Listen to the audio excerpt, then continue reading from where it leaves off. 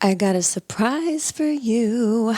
I've got Providencia coming back on today's episode with Shelly. Shelly's an RN with an epic story, and I'm not gonna spoil the surprise, but I am going to maybe have a surprise announcement. Maybe you've got our emails, maybe you haven't. We have closed the doors to the Condor Coach certification for now. We're not accepting any new applications. What we are doing is opening the doors to the public. Y'all, we've put 170 coaches through our program so far, which is amazing.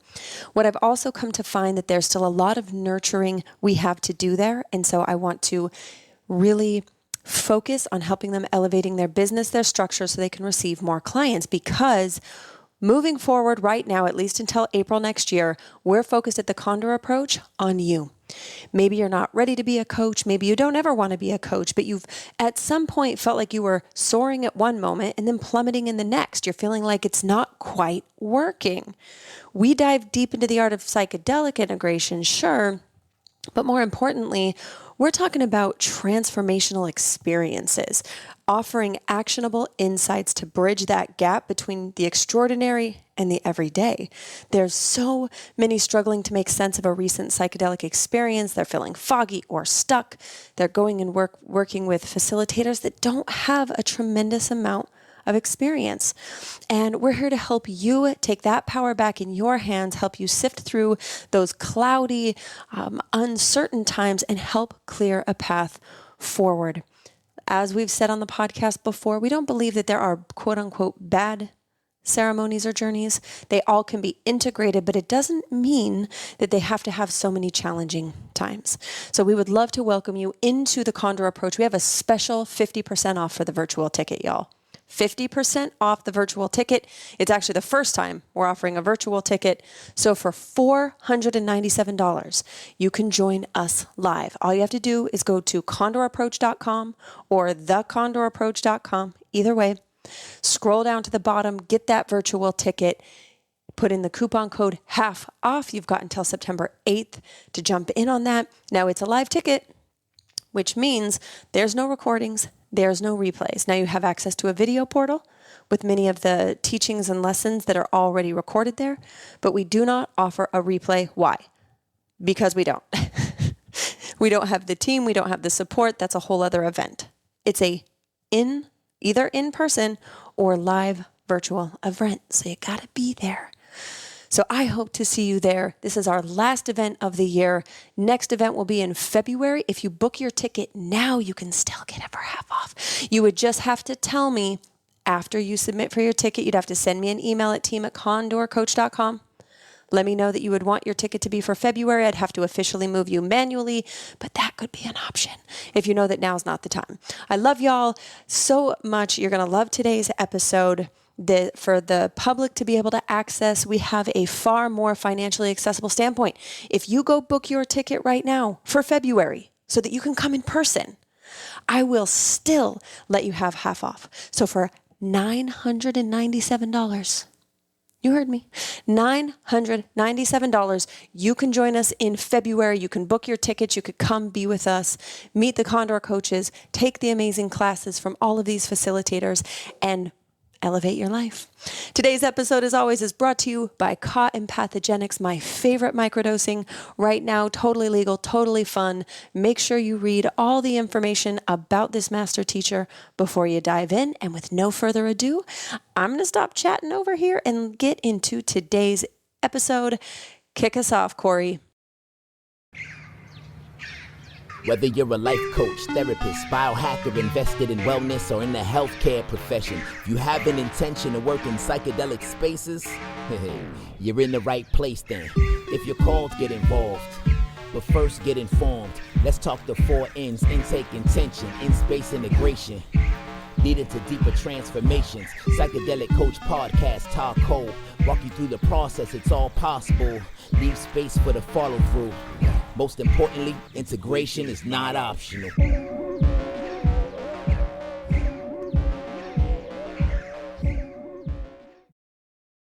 Hey, what's up? What's up? What's up? It's your girl at Providencia Providencia Lopez, and I'm here with the Condor Coach. You want to tell them what your name is? I call her Condor Coach Shelly, but she has a dope Instagram name. We're going to sit up here and talk about, first of all, let's give them the background. We are both at the Condor Approach here in Austin, Texas. Yes. I had the pleasure of meeting her and her husband, Austin, on Zoom calls during our last container after your Utah event. And I believe your Utah event was pretty transformational, right? Yes, it was. So tell us what your name is, what's your Instagram name, how we can find you, and let's get into this healing, honey. Hello. So my name is Shelly, and I am Shadow Shelly _ on Instagram and a couple of the other platforms. But yeah, I loved Condor in Utah. It really made me say, wait, there's an entire community here to help other healers, to then help other individuals with their experiences integrating. And it doesn't even have to be psychedelics. Right. It can be anything. And so for me, that's where it made me realize I've had a number of transformative things in my life take place. And one of the biggest ones was having weight loss surgery. Yes. And I didn't really understand how to integrate it. I just followed the rules from the doctors. Take your vitamins, don't drink at a certain time, don't eat. You need to always have protein. But I had a lot of emotional stuff I needed to unpack and give myself permission to even allow nutritious food to come into my body because I was so used to eating processed foods. That's a beautiful space to be in. It almost sounds like what you're talking about is like knowing your worth. Yes. A lot of times people get weight loss surgery, but they forget the know your worth part. They're so busy worried about the physical that there's an internal battle that a lot of times we don't want to face. And for me, that translates within my sobriety. I've been sober for 5 years, but I still have an internal battle that I go through each and every day of knowing my worth. If I decide to take a drink, is that worth it? Do I love myself enough to know that I have other options? If no one's looking, no one's in the room, what do I decide to do? I love the way that you talk about having an integration space, even in that container, something totally different, not relating into being something psychedelic informed and just with another process and another situation for people that are going through transformational healing. That's one thing I do like about the Condor Approach is that you can apply this process to each and every facet of your life. Your children, your parents, work, creating a business. So it's great that we're creating businesses, but it's also, I'm like, oh, I needed that one. Ooh, that burned real bad. Yes. Everything we're doing in our life every day, we feel in our body. So this allows you to take that time. 10 to 15 minutes is all it really requires, and really just do your body scan and tap into yourself and see what's working and what's not, but not in the shame space, in the supportive space where you can feel the love and community from having a coach, but also from just being able to open yourself up. Because I know prior to getting into any of this, actually, really, before the psychedelics, I was so closed off. Like, I didn't even know that my head and my heart were supposed to be in connection. Ooh. And looking and doing, like, my evaluations. Before you go into that, let's get into a little bit about that. Okay. I went to a rehab center for postpartum depression in dealing with my daughter. And the first thing that they did when I walked through the door was they gave me something to knock me completely out to go to sleep. And when I walked in, I was like, I had an episode. They told me that I had ADHD and anxiety. And when I walked in, I was just like, what did they give me? But it just made me sleep for like a whole day. And I feel like in rehab, before you go to rehab, there's no sort of integration or intake outside of medical. And then after you leave rehab, they send you back out into the wild and you're like, well, what am I supposed to do now? So let's talk about your experience with rehab. Again, mine came from postpartum depression, but I still understand the intake, the middle, and the end, and all of those areas of my life are completely uncomfortable. So share your experience a little bit if you're comfortable. So I'll just give a quick background. I My highest weight was about 330 pounds while I was pregnant. But when I wasn't pregnant, I hovered between 275, 300. And that was for probably almost 10 years of my life. Stems from childhood trauma, toxic mom, that sort of thing. I basically had the weight loss surgery. Before weight loss surgery, I never drank. I had a few episodes of drinking, and I look back at those, and I was a binge drinker. I straight up was getting drunk to get like blacked out. Oh, yeah. And so then I just really, I didn't need it because I had food to cope. I really did. I still had food. Then I had the weight loss surgery and I no longer had food. And it was great for a while. When I met my spouse, I was not on any medications. I was the most authentic that I had been probably in my entire life because I had taken SSRIs for a long time. And so when I was authentic, it was like this caring, loving mother, person of the universe, community. I wanted to be a part of everything instead of being shy and more introverted. And so once I had the surgery and a few years went by, the food came back online. Yes. And I had lost 100 pounds and it was beautiful and all the attention and everything, but I still was not connected within my body. I was still looking at my body in ways and picking it apart. This isn't good enough. I'm not thin enough. I don't look like all of these other women. And it was still I was hearing the feedback from the folks that I was hanging out with. So then I wasn't realizing that this was all in my head. And so once I realized I needed to go to rehab because it was pretty bad with the drinking and the blackouts and just whatever else, I got in there and I was so fuzzy from, like you said, it's almost like you don't even know who that person was prior to getting sober because they're not an authentic person. They're a shadow. They are just... You're absolutely right. I was only brand labels, career, Gucci this. What is my title? When Todd asked the other day, who are you? That was some deep stuff for me because I could hide all of my imperfections and my drinking through looking like I was something.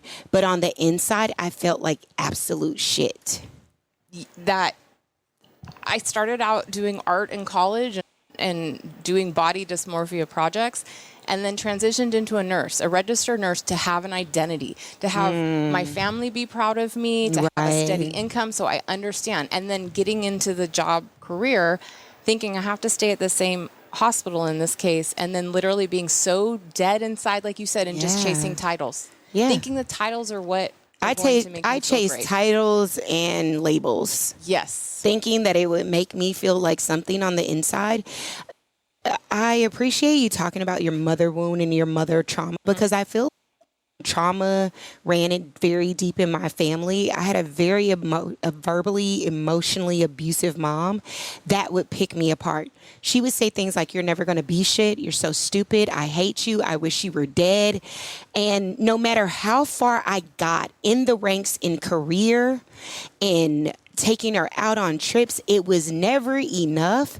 But I realized on the back end, it was because I never felt enough, because I was almost like I was backpedaling in the world.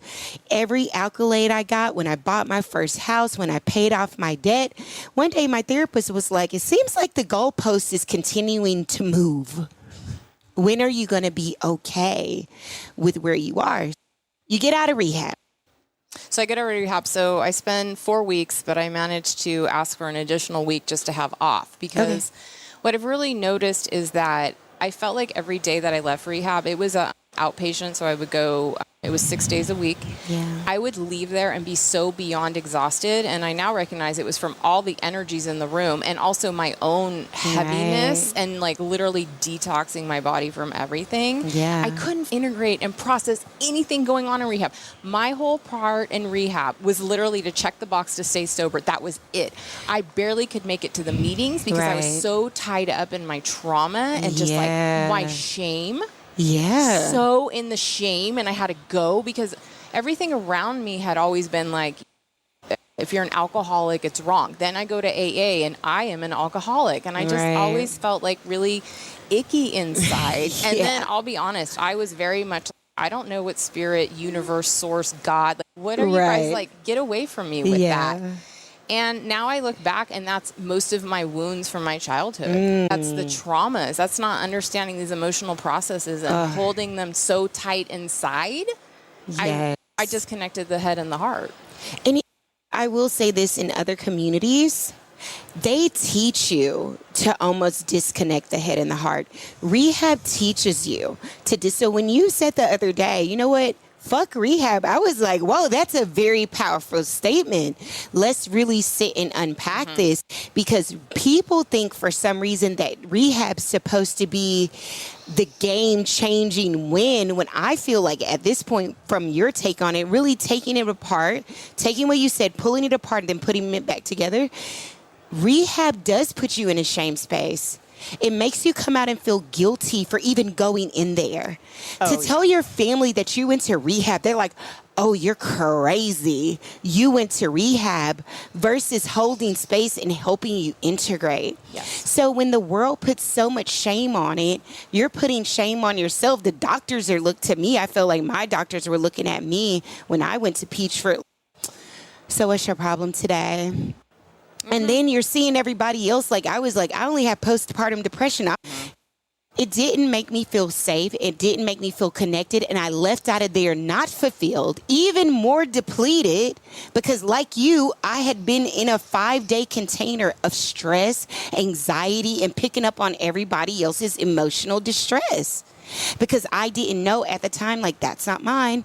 That's not mine. I'm over here, like, doing puzzles with people, and I'm like, somebody please get me up out of here. And that was why the certain models within the Western healthcare, in terms of, like, recovery and rehab and stuff, that's just it. They're wanting you to continue to check the boxes to justify their goddamn diagnosis as to why you're there, so they get paid. So they get the money. That's what I was gathering from your conversation. Yes. The healing is not the goal. You coming back and sitting in that, now that's the goal. Yes, it is. They want you to come back. Yes, they don't give you the tools when you leave. They just go, here's a box of pills. Take this when you feel sad. Take this when you feel anxious. Take this when you can't focus. I couldn't even go and find a sponsor or anything, because I was so into myself as an introvert and the shame space that I just couldn't even ask somebody to help, because that was nowhere in my entire being. I have never asked anybody that wasn't for help. In your wheelhouse. No, it was not. And when something, so let's talk about the AA container, because sometimes I never really get into that space, because I never like to compare sober coaching to AA. Yeah. But I will say this, in the AA container, I feel like it's just as stale as the coffee. Let's just be clear. Let's call it ace to ace and a spade to spade. I feel like in the last couple of months, I've been grazing over the conversation. It's like stale coffee. The stories are old and diluted. Yes. They are filled in shame. Yes. I'm tired of hearing the old people say the same thing. The old heads are not open to change, and they're very stuck in the box. Yes. And I'm a firm believer that there is no box. There is no box. So when I see the AA container, while it's been grateful, I'm grateful. Let me just be very clear. For the record, I'm very grateful for the growth that I've had in AA. But for me as a coach, when I hit that threshold at 3 to 4 years, I was like, what is next? And show me. Because if every time I walk into this room with this stale coffee, these old donuts, I see the same people every single time, and they say literally the same exact repetitive thing. Yes. In my head, I'm like, we're reading the same book. They literally read the same book over and over again. I'm like, where's the growth? It looks like a stagnant line just here. And nobody ever wants to rock the AA boat. No. Because everybody wants anonymity. Everybody wants to stay in their safe space. Even when I talk now, I say, hi, my name is Providencia, and I'm a psychedelic informed alcoholic. I know someone who was like, don't even put that you're psychedelic informed, because now you're trying to be different from everybody else. And I'm like, what's wrong with me being different? We need different people. Why do I have to go in an AA container and I can't tell my truth about who I am? So when I decided to do Bufo, My sponsor was not on board with it. She was like, I can't tell you what to do, but I just wouldn't do it. When I talked to other people in the AA container, they were just like, some of us don't believe in that. We can see the higher power in meditation. I have ADHD, okay? I can't see a higher power in meditation because I can't even sit down long enough to focus. So it's like, what's next? Like when you're sitting in a container, you're 3 or 2 years sober. What is the next threshold of where you see yourself becoming? What was your experience in that AA container, that AA bubble? That was exactly how you described it. It was stuck in not wanting growth. It was stuck in literally every day calling yourself an alcoholic, but not doing anything different. Right. That dry drunk mentality. Yes. And I realized I was falling into that, and I I still felt dead inside. I didn't feel, I might be sober. I wasn't celebrating that I was sober. I wasn't. Instead, every single day I was white knuckling. When is my next drink, or why can't I drink, or whatever I was trying to process. I would be like, when is my next meeting? So Yes. I could sit with these boring ass folks and talk about the same thing over and over again. And it's always, I'm so grateful to be here. I'm a recovering grateful alcoholic. It's like, now what's next? What's next? What are we doing next? Well, typically at the 3 to 5 year mark, I think it's more 5 to 7 is when you start seeing the folks drop off and they dip out of sobriety for a bit. Because you get tired. Yes. You get tired of going to an ugly office or ugly room. Yes. You're not in nature. You're not grounding. And everybody is saying the same exact thing, just differently. What I love about other containers or the Condor Approach or other places that we're immersed in nature. We get to stand up. We get to move around. And when we have certain questions, we allow people to question our questioning. I feel like everybody who's in that AA container or the AA bubble, they are very much so okay with it's okay. Yes. We don't want any blips in the system. I don't want to go up. I don't want to go down. I just want to keep it just like this. I've seen people do 90 and 90s, just like, I'll come for 90 days, doing 90s. I guess you go in for 90 days and just back to back. You have to, and then you get your 90-day trip. Yes. But it's like, and what's after that? How do you integrate after that? Exactly. Having a sponsor, but the sponsor just tells you her take on her problems. It's her projections. Right, her projections. And it's like they're not asking questions. So I just appreciate you like just jumping on this, because when you said that the other day, it's almost like I want to say, you know what? We have to get out of healing, being shameful of our healing. We have to get out of being guilty of our healing. We have to get out of not wanting people to see us cry in our healing. We have to get out of wanting a perfect healing. And I tell people this all the time in other containers. Instagram healing ain't healing. No, it's not. That's that cute, prissy girl shit. Oh, I'm writing in my journal and I take all these beautiful videos, but I'm like, the real healing is when you're crying, when you're deep in it, when you got snot coming out your nose, when you're face down, begging to your higher power, God, or whatever you serve to your own understanding. Lord, please help me. I am dying for your help. So thank you for sharing your experience, just of strength and just of courage and just of like pure authenticity of who you are and how you got here. A lot of people don't realize that an addiction is an addiction. It may be food one day, tomorrow it may be drinking. It may be food one day, tomorrow it may be drinking, the next day it may be sex. Yes. We all have a little addiction going on, people. I just want to whisper. We all got a small addiction going on. I have now uncovered that my days of like the ripping and running, as I call it, I was secretly like, now when I think about it, there was a high I got from planning that shit out. To stay out of the house. When I would like, sit with whether I was going to go binge food or whatever the hell I was going to do, I was like manifesting these crazy energetics of this high to then go chase it, to then feel this flow from all the shame and also really what it did to me because it made me inauthentic. But then it makes you exhausted. Yes. I used to do that too, where I would rip and run with my kids so much or doing something with work for everybody else to help everybody else. And when the pandemic hit, I was like, oh shit, I realized what I've been doing. I've been running around all this time because I didn't want to sit at home.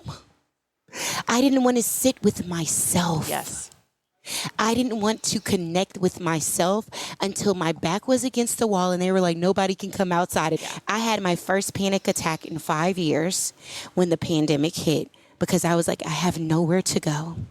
Wow. But in this townhouse, 3-bedroom, 3-bath and a dog, 2 kids, and I have nowhere to go. Yeah. I would literally sit in my car and watch movies. Like I have nowhere, and I'm not going outside, not that. Going to a place to immerse myself so heavily that I didn't have to deal with my inner problems and my inner demons. And I was even sober at the time, and it dawned on me, just because you're sober doesn't mean your insides are sober. Nope. Doesn't mean that you're living a grounded life. Doesn't mean that you're being intentional. Because in my head, as long as I had a job and I was going to do something, I didn't have to deal with the riffraff with the kids. They were taken care of. They went to school. And you mean to tell me I got to deal with me and my kids? I had so much ginger beer, your head will swim. Amazon knocked on my door 5 times a day. You were wanting to be in that comfort zone. Exactly. Right. Where just staying there. Okay, I can't go here. I can't go there. I got to stay here. I can't grow. I can't do this. Listen, I ended up making a meditation nook, buying crystal sound bowls, and that's what really got me into this healing because I wasn't going to meetings. Oh, I had to. Meetings were closed. I wasn't going to a Zoom call on a meeting. Like I was like, that's just weird because I came there for the stale. Now I realize stale ass connection, no laughter. Oh, I'm sober for 32 years. You look miserable, buddy.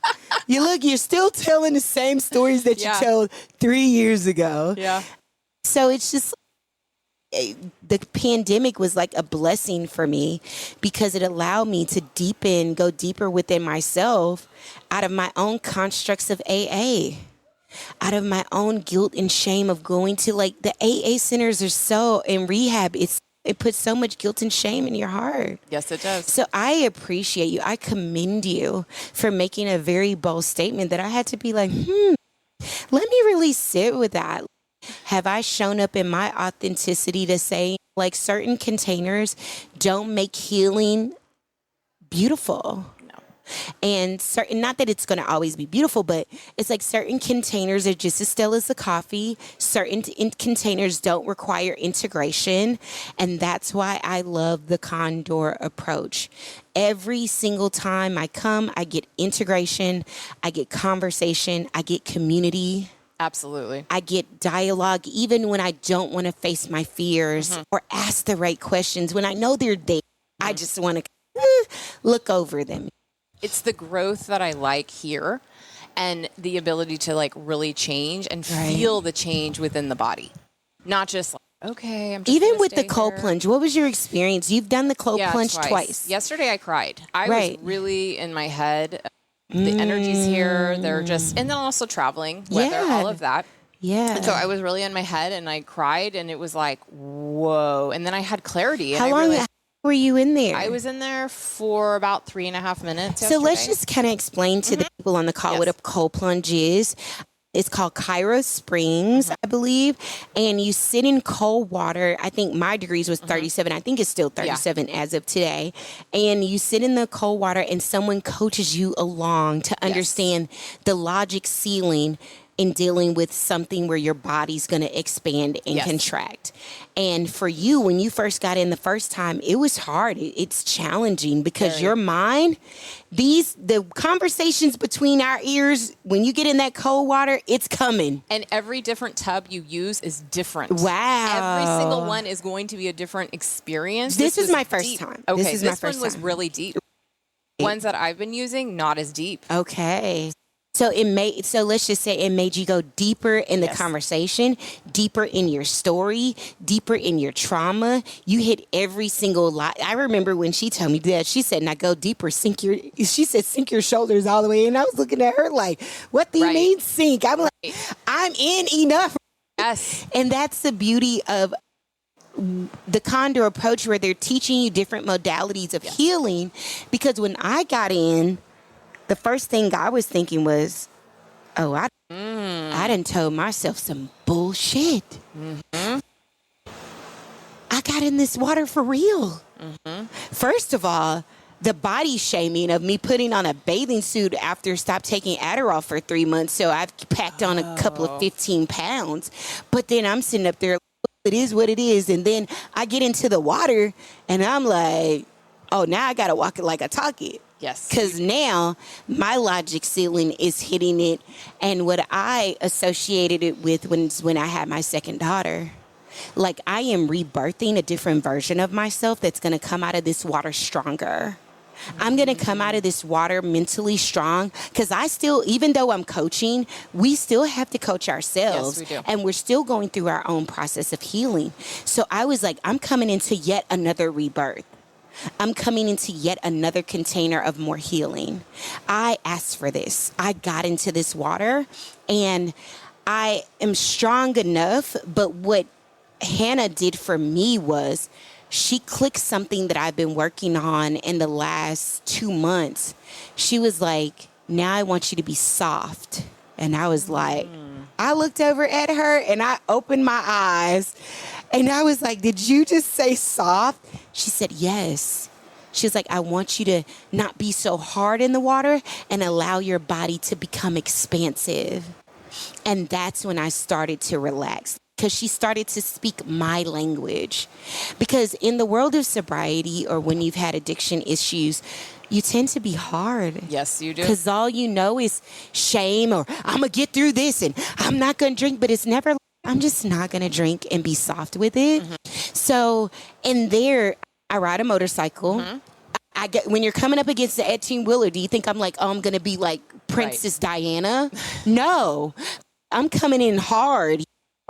And so when she said, I want you to take the time to be soft, I was like, oh my God, I never thought that I could go through something hard like this and surrender and be soft. I was like, wow, like that's really deep for me, that this is uncomfortable as hell. Mm-hmm. But I can still be soft in the discomfort. And I don't have to fight all the time. Nope. And I don't have to come in this container angry and bitter. And even in the midst of me surrendering, when it's so uncomfortable, this is when like my legs started to cramp up. I'm like, oh shit.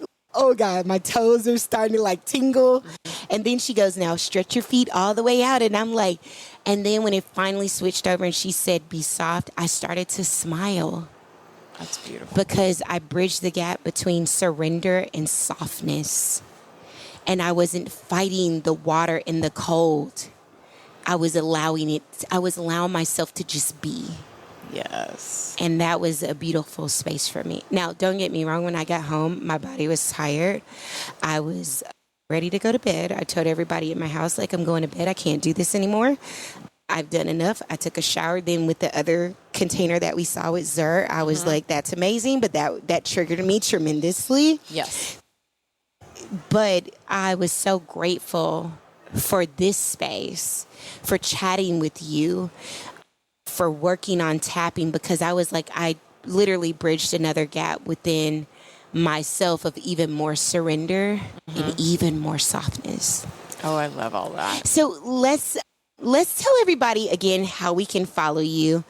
What are your ideas of what you want to coach on? Have you thought about some things like that? So I am having a container for women who have had bariatric surgery. Oh my surgery, God, I get tool, goosebumps. Your tool still works, ladies. Your tool will work forever. Yes. So let's get your whole tool united with your mind, your body, and let's get your spirituality on board, because you're a divine being and it works. So this is so amazing. I'm so glad you have a desire to help women in that space, to help them integrate in that space.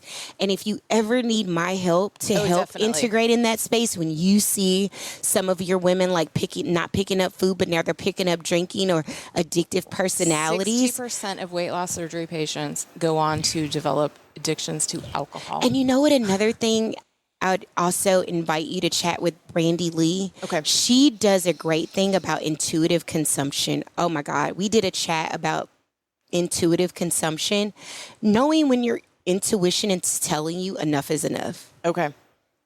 Do you really need that other drink? Yeah. Do you really need that cookie? Yeah. So before you get to the sobriety stage where you have a problem, and maybe we could do a 3-way call, before you get to the part of being an alcoholic, when can you learn to intuitively consume where you're like, you know what, enough is enough. I don't need to go to this bar. Yep. I don't need to take another, you know what I'm saying? Yeah.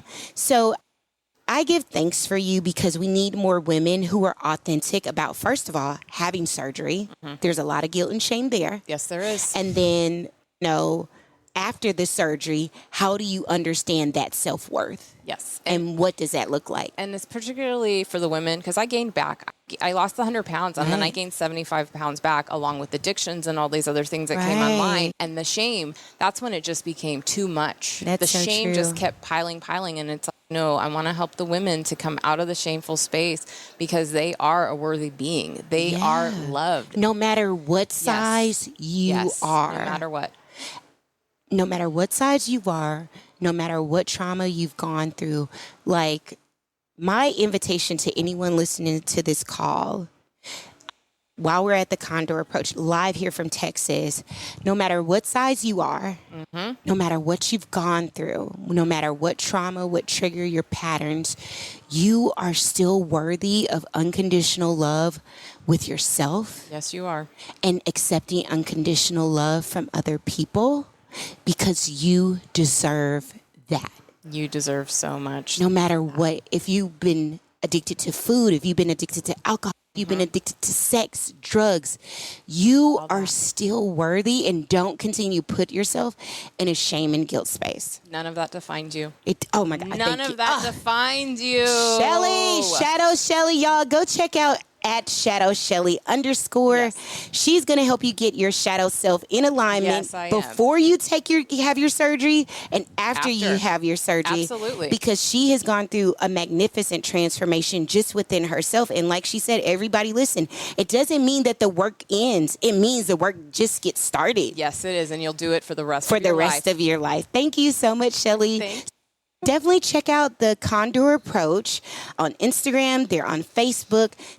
Check them out. If you ever have a desire to become a coach, share your story, you all. Your story will empower someone else. Shelly's going to help a lot of women. The Sober Coaching Healing of Providence is going to help a lot of people. And remember, hey, if you're in rooms with stale coffee, call it the stale coffee room, right? Yes. Get up out them rooms and go sit in nature. Sit with the Divine Mother, y'all. And let's go get into this healing, all right? Peace and love.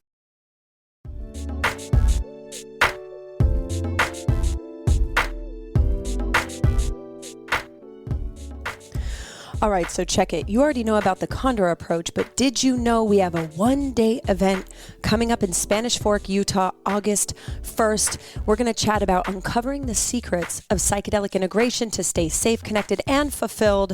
If you want to discover how to navigate your psychedelic experiences with precision so that every step you take is aligned with your intentions and desired outcomes, this event is for you. It's just one day. Lunch is included. If you want to learn about the first thing you you could do when you return home after a big experience, or why so many people slide backwards after a few weeks or months, how to find the right facilitator for you, the process that you're in, what questions to ask, how to share your wisdom and insights with those around you in your community, how to bridge the gap from the Western medicalized models and these ancient practices, your own unique framework that goes beyond just traditional methods or medicalized methods, and how to take your integration skills to the next level so that you can be a catalyst for change in the lives of others around you and really help to destigmatize and educate your community, then this is for you. So again, August 1st, admission is $297. We go from 9:30 a.m. until 7 p.m. in Spanish Fork, Utah. It's going to be an amazing event. If you want more information, I want to send it to you. So head on over to Instagram, the Condor Approach. Shoot me a message whether you want to come to the Condor Approach, a one-day event, or you're not sure. You're like, Cole, I don't know. You do all of the things. I get it. So book a call with me. Yes? Or you can go to learnmore.coach. Book a call with me. We can go over all the things and find the right fit for you. Let's get back to the episode.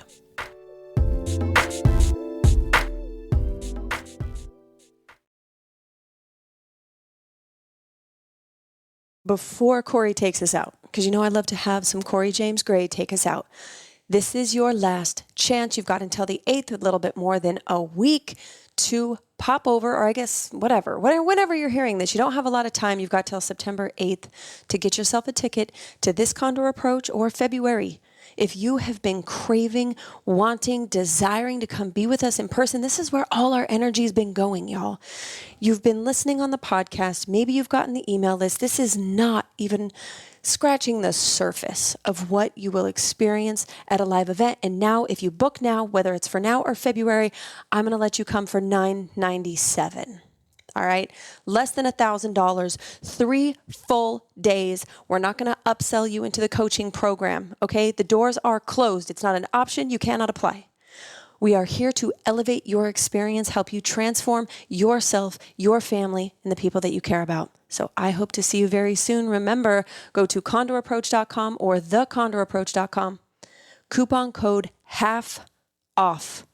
Virtual ticket is $497. That puts the in-person ticket down to $997. It doesn't get any better than that. Integration is not optional.